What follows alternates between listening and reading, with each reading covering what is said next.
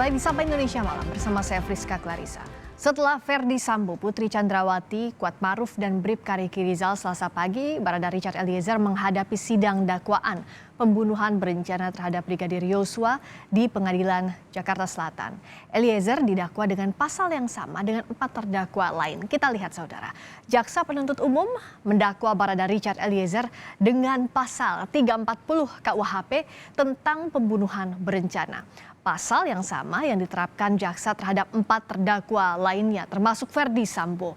Dengan penerapan pasal ini, Barada Richard Eliezer terancam hukuman mati atau penjara seumur hidup. Dalam persidangan, Jaksa Penuntut Umum menjelaskan soal peristiwa penembakan yang terjadi pada 8 Juli 2022 di rumah Ferdi Sambo. Jaksa menyebut Richard Eliezer menembak Brigadir Yosua setelah adanya perintah dari Ferdi Sambo. Dalam dakwaannya, jaksa menyebut Eliezer melepaskan 3 atau 4 tembakan terhadap Yosua. Senjata yang digunakan Barada Eliezer yakni jenis Glock 17. Setelah sidang dakwaan Ferdi Sambo dan 4 terdakwa lainnya digelar, apakah semakin menguak peran utama Ferdi Sambo? Kami akan mengulasnya usai tayangan berikut ini. Pengadilan Negeri Jakarta Selatan menggelar sidang perdana kasus pembunuhan Brigadir Yosua dengan terdakwa Barada Eliezer. Jaksa Penuntut Umum mendakwa Eliezer dengan dakwaan primer pasal 340 KUHP tentang pembunuhan berencana dan subsidiar pasal 338 KUHP tentang pembunuhan. Eliezer didakwa telah menembak rekannya Brigadir Yosua di rumah dinas mantan Kadif Propam Irjen Ferdi Sambo di Komplek Polri Duren 3 pada 8 Juli lalu. Eliezer menembak Yosua atas perintah atasannya Ferdi Sambo. Terdakwa Richard Eliezer Pudiang Lumiu kemudian duduk di sofa tunggal dekat saksi Ferdi Sambo. Selanjutnya, terdakwa Richard Eliezer Pudiang Lumiu menerima penjelasan saksi Ferdi Sambo kejadian tanggal 7 Juli 2022 di Magelang sebagaimana cerita sepihak dari saksi Putri Chandrawati yang belum pasti kebenarannya dengan mengatakan bahwa waktu di Magelang Ibu Putri Chandrawati dilecehkan oleh Yosua. Setelah itu, terdakwa Richard Eliezer Pudiang Lumiu yang menerima penjelasan tersebut merasa tergerak hatinya untuk turut menyatukan kehendak dengan saksi Ferdi Sambo. Di saat yang sama, perkataan saksi Ferdi Sambo itu juga didengar saksi Putri Chandrawati yang langsung keluar dari kamarnya menuju sofa dan duduk di samping Ferdi Sambo sehingga ikut terlibat dalam pembicaraan antara saksi Ferdi Sambo dan terdakwa Richard Eliezer Pudiang Lumiu. Selanjutnya, saksi Ferdi Sambo mengutarakan niat jahatnya dengan bertanya kepada terdakwa Eliezer Pudiang Lumiu, "Berani kamu tembak Yosua?" Atas pertanyaan saksi Ferdi Sambo tersebut, lalu terdakwa Richard Eliezer Pudiang Lumiu menyatakan kesediaan, "Siap, Komandan." Sebelumnya, Pengadilan Negeri Jakarta Selatan juga telah menyidangkan terdakwa pembunuhan berencana Yosua lainnya Senin kemarin. Dalam sidang perdana kemarin, Ferdi Sambo mendapat 2 dakwaan. Dakwaan pertama, jaksa menuding Sambo melakukan pembunuhan berencana terhadap anak buahnya sendiri, Brigadir Yosua. Lalu, saksi Putri Chandrawati mengaku bahwa dirinya telah dilecehkan oleh korban Nopriansah Yosua Huta Barat. Mendengar cerita si pihak yang belum pasti kebenarannya tersebut membuat terdakwa Sambo SH SIK MH menjadi marah. Namun dengan kecerdasan dan pengalaman puluhan tahun sebagai seorang anggota kepolisian sehingga terdakwa Ferdi Sambo SH SIK MH berusaha menenangkan dirinya lalu memikirkan serta menyusun strategi untuk merampas nyawa korban Nopriansah Yosua Huta Barat. Dakwaan kedua, Sambo dianggap telah merintangi penyelidikan atau obstruction of justice dalam kasus pembunuhan Yosua. Dakwaan jaksa menyebut untuk menutupi jejak pembunuhan Yosua, Sambo memerintahkan anak buahnya untuk merusak atau menghilangkan alat bukti rekaman CCTV di lokasi pembunuhan Brigadir Yosua. Saksi Cuk Putranto dipanggil oleh terdakwa Ferdi Sambo dan bertanya, CCTV di mana? Dan dijawab oleh saksi Cuk Putranto, CCTV mana Jenderal? Kemudian terdakwa Ferdi Sambo menjawab, CCTV sekitar rumah. Kemudian dijawab lagi oleh saksi Cuk Putranto, sudah saya serahkan ke Polres Jakarta Selatan. Kemudian terdakwa Ferdi Sambo mengatakan, siapa yang perintahkan? Kemudian dijawab oleh saksi Cuk Putranto, siap. Selanjutnya terdakwa Ferdi Sambo meminta saksi Cuk Putranto dengan berkata, kamu ambil CCTV-nya, kamu copy dan kamu lihat isinya. Kemudian terdakwa Ferdi Sambo melanjutkan kata-katanya dengan nada marah, lakukan, jangan banyak tanya. Kalau ada apa-apa, saya tanggung jawab. Dan dijawab oleh saksi Cuk Putranto, siap Jenderal. Terdakwa lainnya yang disidangkan kemarin adalah istri Sambo, Putri Chandrawati. Putri Chandrawati didakwa dengan pasal berlapis. Jaksa menilai Putri mengetahui dan ikut terlibat merencanakan pembunuhan Yosua. Padahal seharusnya sebagai istri seorang perwira tinggi kepolisian, mengingatkan suaminya agar jangan sampai berbuat yang tidak terpuji dan berlaku sabar dalam menghadapi setiap permasalahan yang ada, serta turut menjaga keselamatan jiwa raga anggota yang melekat kepada terdakwa Putri Chandrawati dan saksi Ferdi Sambo. Akan tetapi parahnya, terdakwa Putri Chandrawati justru turut menyatukan kehendak dengan saksi Ferdi Sambo untuk merampas nyawa korban Nofriansah Yosua Huta Barat, serta turut terlibat dalam cerita skenario yang telah dirancang sedemikian rupa oleh saksi Ferdi Sambo hanya demi membela diri semata dan justru melimpahkan segala kesalahan kepada korban Nofriansah Yosua Huta Barat yang dituduhnya melakukan sesuatu di Magelang padahal belum jelas kebenarannya. Dua terdakwa lainnya, Ricky Rizal dan supir keluarga Sambo Kuat Ma'ruf, juga telah disidangkan pada hari Senin kemarin. Keduanya juga didakwa ikut terlibat dalam pembunuhan berencana Brigadir Yosua. Tim Liputan, Kompas TV. Berbeda dengan Ferdi Sambo dan Putri Chandrawati, terdakwa Barada Eliezer tidak menyampaikan nota keberatan atau eksepsi atas kasus pembunuhan berencana Yosua. Benarkah ini peran terdakwa Eliezer akan menguak peran besar Sambo? Kami akan membahasnya bersama dengan penasihat hukum Barada Eliezer, Roni Talapesi, dan pakar hukum pidana Universitas Pelita Harapan Jamin Ginting. Selamat malam, Bung Roni, Bung Jamin. Selamat malam, Mbak Priska. Saya ke Bung Roni dulu. Bung Roni, kalau tadi tidak ada eksepsi sama sekali, artinya akan langsung ke pokok perkara pembuktian. Apa pihak Anda melihat jaksa ini sudah tepat, sudah cermat dakwaannya, Bung Roni? Iya, pandangan dari tim penasihat hukum, Mbak Friska, kita lihat sudah cermat, jelas, dan lengkap ya. Jadi kami pikir pun tidak usah mengajukan eksepsi. Karena kan bicara eksepsi itu kan bicara formil ya. Oke. Belum masuk ke pokok perkara, bukan material ya. Tapi dalam hal ini kan kami ada beberapa catatan, sehingga dalam catatan ini ayo kita uji di pembuktian, kan nanti agenda berikutnya adalah pembuktian. Ya, jadi catatan ini dalam hal material, artinya soal pokok perkara dari isi dakwaannya jaksa begitu, Bung Roni? Betul, betul Mbak Friska. Kalau dari dakwaan jaksa penuntut umum, salah satunya adalah Eliezer merasa tergerak hatinya dan empati dengan Ferdi Sambo. Putri menyaksikan saat Sambo bertanya kesanggupan Barada Eliezer untuk menembak Yosua. Nah, kalau untuk bagian ini, apakah sebenarnya empati ini bisakah dikatakan bahwa ada mens rea juga kalau menurut Bung Roni? Atau itu bisa dikatakan masih dalam tekanan menurut Anda? Iya. Kalau tadi yang disampaikan dalam dakwaan itu nanti kita uji di persidangan ya. Tapi perlu kita sampaikan bahwa tadi Mbak Frisya bilang di bawah tekanan, betul itu di bawah tekanan. Karena relasi kuasanya, kemudian klien saya tidak bisa berbuat apa-apa. Hal-hal tersebutnya kan nanti kita buktikan di persidangan ya. Nanti kita bantah di persidangan. Oke. Nah itu nanti. Dalam hal ini kami konsisten bahwa klien saya tetap berdasarkan perintah. Karena logika sederhananya nggak mungkin tingkat pangkat paling rendah paling bawah membantah perintah atau ini arahan dari Jenderal Bintang 2 sangat tidak masuk logis akal lah. Itu kan karena tidak punya pilihan aja. Oke, kalau ini menarik, saya tanyakan ke Bung Jamin. Kalau dari pihaknya Eliezer kan konsisten bahwa ini di bawah tekanan. Tapi tadi ada, kalau dari bahasa jaksa penuntut umum itu ada empati saat Sambo menceritakan kejadian di Magelang, runtutannya seperti itu.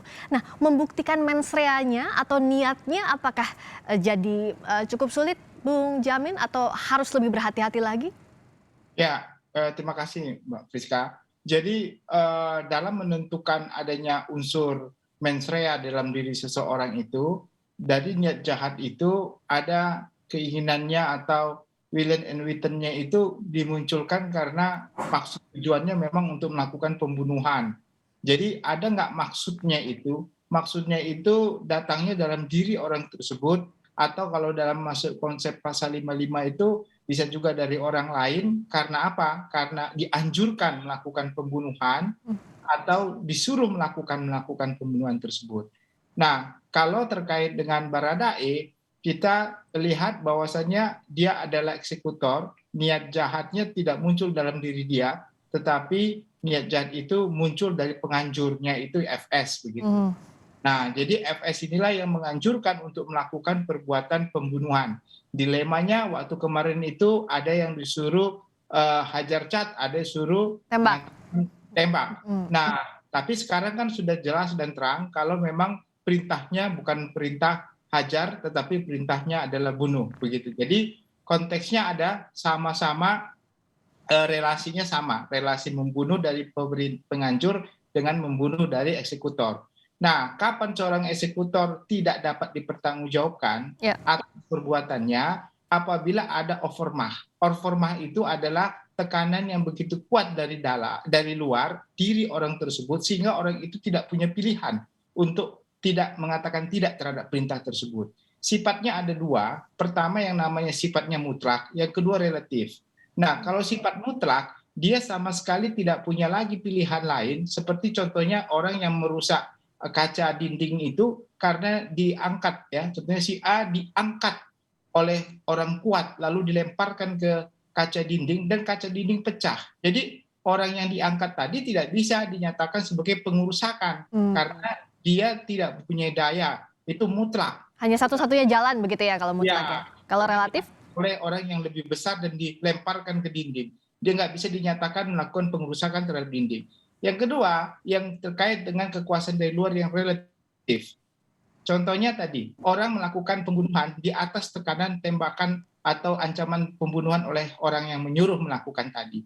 Nah, kalau dia terpaksa membunuh, kalau dia tidak dibunuh, maka dia akan ditembak. Atau kalau dia tidak membunuh, saudaranya atau family-nya akan dibunuh. Nah, ini kan relatif. Jadi tidak langsung dia langsung, tetapi ada orang lain jeda waktu dan ada juga space waktu, space tempat dan jarak yang berbeda. Nah, ini yang disebut relatif. Ini juga termasuk dalam kategori overmah. Jadi ada sifat mutlak, ada sifatnya relatif. Nah, kita kembali ke dalam kasus ini. Apakah Baradae termasuk dalam golongan yang mana? Nah, nanti kita lihat kalau dalam fakta persidangannya dikatakan dia punya relasi kekuasaan yang tidak punya pilihan untuk tidak melakukan suatu perbuatan itu, kalau tidak lakukan maka dia nyawanya terancam atau nyawa keluarganya terancam, nah itu masuk overmah. Tapi kalau tidak itu, maka pembuktianya akan sulit untuk dibebaskan dari alasan overmah tersebut. Begitu, Mbak. Dan arahnya ini sepertinya Bung Roni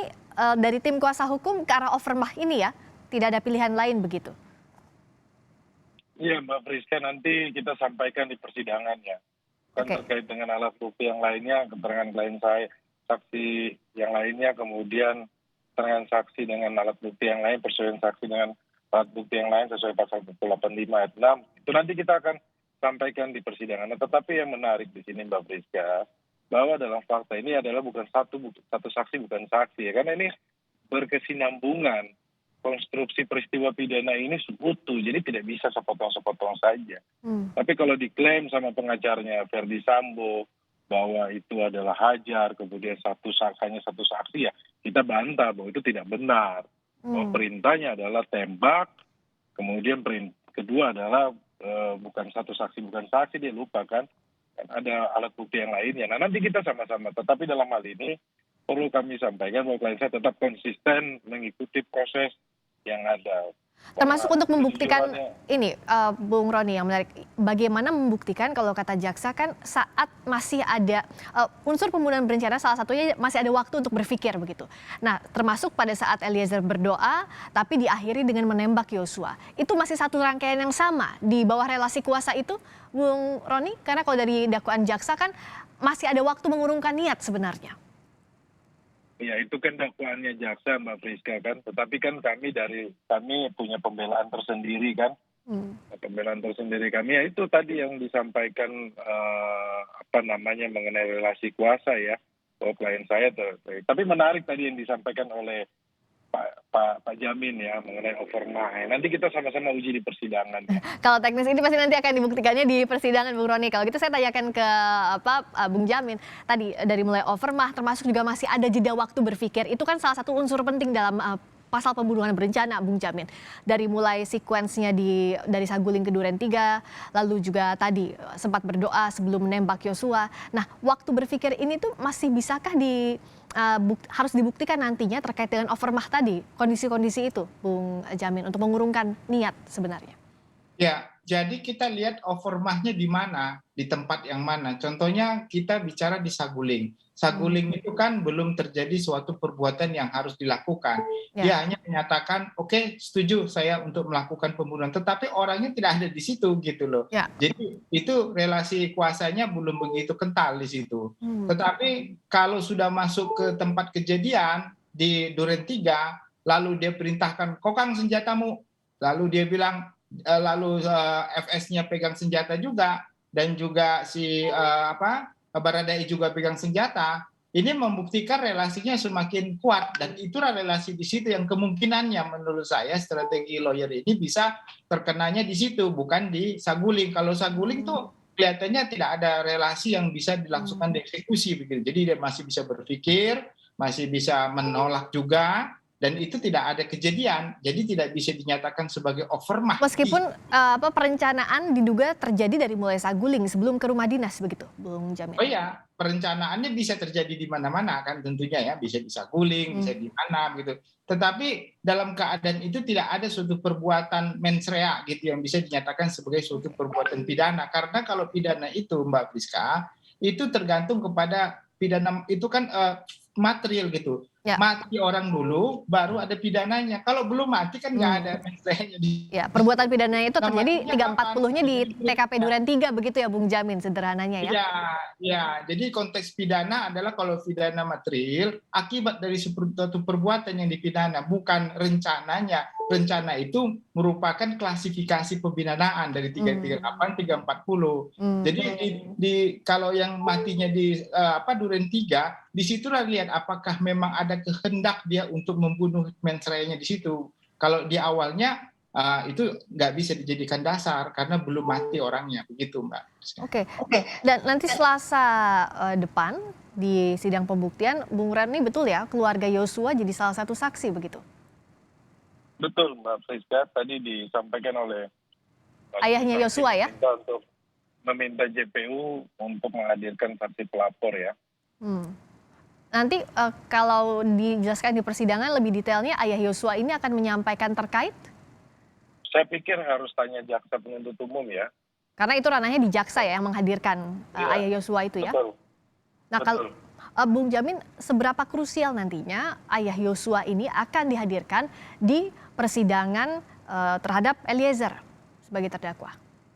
Ya, pertama mungkin ada kalimat yang mungkin diucapkan oleh Eliezer memaafkan, dan mungkin nanti di sana ayah dari Joshua juga memberikan maaf ya, sudah memberikan maaf. Dan kalau relasi langsung saya kira tidak ada terkait dengan hubungannya itu hanya relasi terkait dengan anaknya dibunuh dan dia juga meminta maaf atas pembunuhan tersebut, begitu kan.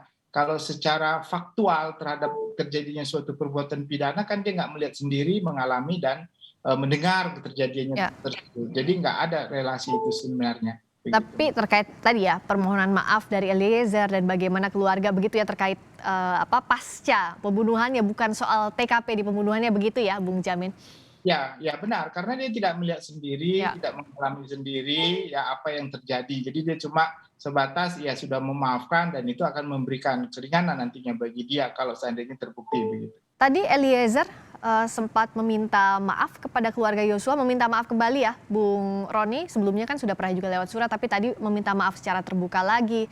Eliezer juga sempat terlihat menangis. Anda bisa menceritakan? Ya, Mbak Friska, memang kan situasi yang dialami oleh klien saya terkait dengan kejadian di rumah Duren 3 ini kan terbayang-bayang selalu kan. Rasa bersalahnya tinggi kan. Karena apa? Klien saya ini dengan almarhum ini tidak ada masalah. Jadi tidak ada masalah, kemudian dalam waktu yang sangat singkat diperintah. Perlu kita sampaikan bahwa dengan rasa bersalah ini kan dia mengaku, dia jujur, dia menyampaikan semuanya. Tetapi yang paling penting kan rasa bela sungkawa yang disampaikan hari ini datangnya tulus dari hati Richard Eliezer, memohon ampun kepada Tuhan, memohon maaf kepada keluarga. Semoga ini menjadi keringanan, menjadi hatinya menjadi plong ya, hatinya menjadi lebih baik. Karena rasa bersalah itu masih menghantui Richard Eliezer. Ya mungkin dengan dia menyampaikan surat permintaan maaf ini kan secara terbuka, karena dari kemarin kan hanya lewat tulisan kan, ini makanya menyampaikan secara terbuka. Semoga keluarga bisa menerima. Bung Roni, kita putar kembali ya, dan juga Bung Jamin dan Anda pemirsa, kita dengarkan kembali saat Eliezer membacakan permintaan maafnya di muka publik tadi. Sekali lagi, saya menyampaikan turut berbelasungkawa yang sedalam-dalamnya untuk kejadian yang telah menimpa almarhum Bang Yos. Saya berdoa semoga almarhum Bang Yos diterima di sisi Tuhan Yesus Kristus. Dan untuk keluarga almarhum Bang Yos, Bapak Ibu, Resa, serta seluruh keluarga besar Bang Yos, saya memohon maaf. Semoga permohonan maaf saya ini dapat diterima oleh pihak keluarga. Tuhan Yesus selalu memberikan kekuatan serta penghiburan buat keluarga almarhum Bang Yos. Saya sangat menyesali perbuatan saya, namun saya hanya ingin menyatakan bahwa saya hanyalah seorang anggota yang tidak memiliki kemampuan untuk menolak perintah dari seorang jenderal. Terima kasih. Bung Roni, ini Eliezer yang meminta untuk membacakan permohonan maaf langsung di depan publik atau dari tim kuasa hukum menyarankan untuk membacakan ini kembali? Itu dari Baradae langsung ya, dari Richard Eliezer ya. Kami juga pun lihat ketika tadi saya dampingi dari Rutan Bareskrim, dia menyampaikan kepada saya dia mau menyampaikan sesuatu ya. Saya bilang silakan chat ya. Jadi menyampaikan sesuatunya adalah permohonan maaf dari surat yang ia tulis sendiri. Saya ke Bung Jamin. Ini kan pembuktian masih panjang lah, kita tidak bisa menyimpulkan di awal. Tapi setidaknya posisi sebagai penguak fakta atau justice collaborator, juga ada rasa penyesalan, dan juga ada relasi kuasa, itu apakah bisa jadi alasan bahkan hingga pemaaf atau juga meringankan hukuman begitu? Bung Jamin, suaranya belum terdengar.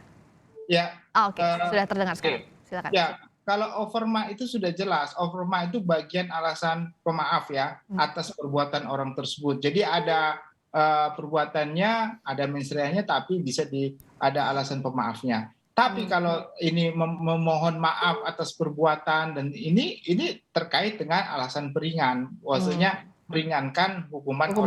Bukan melepaskan dari segala tuntutan hukum gitu. Ini dua hal yang berbeda. Jadi nanti kita lihat aja apakah target yang diharapkan ini adalah untuk membebaskan dia dengan alasan overma atau JC-nya yaitu untuk memberikan keringanan terhadap hukuman tersebut. Ya mudah-mudahan yang mana yang nanti yang bisa dipertahankan untuk dari penasihat hukumnya. Ini yang kita nantikan di pembuktian, apakah meringankan hukuman atau bahkan ada alasan pemaaf dalam konteksnya overmah, tapi itu tentu pembuktiannya harus dibuktikan secara menyeluruh di persidangan nanti dan tergantung keyakinan hakim juga kalau soal ini. Ya. Terima kasih Bung Roni Talapesi, kuasa hukum Baradae Richard Eliezer, dan Pak Jamin Ginting, pakar hukum pidana, telah bergabung di Sapa Indonesia Malam.